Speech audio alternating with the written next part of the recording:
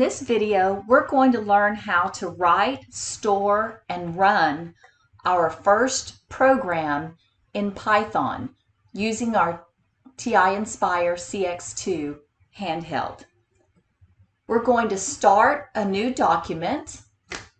So I'm going to press 1 and add Python, and we want new. In the name field, we're going to type the name of our first program, hello.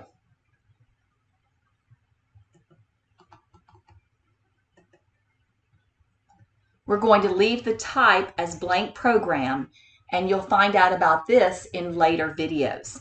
And we'll click OK and press Enter. All the programming commands are found in the menu. So let's select Menu, Built-ins, I/O, number 6 for input output, and then number 1, Print. And I'll press Enter. And now the print command has been pasted into our program. Next, we're going to type the quotations because we're going to include a string.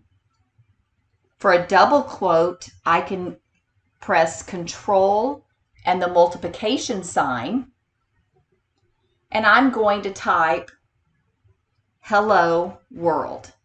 If I want to capitalize the H on my handheld, I can use the Shift and then H.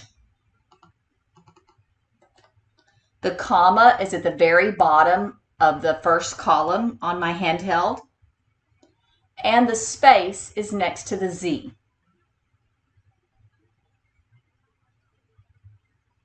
And I'm going to press the quotations again. Once I do that, you can see that the right side of the parentheses becomes black because I've included the string. And so now we're ready to run our program.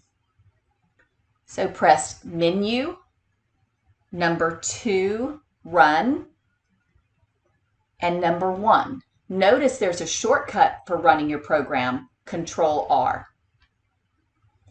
And when I run my program, you'll notice that it opens up a new page, page 1.2, that's called the Python shell, and you can see that it printed out Hello World.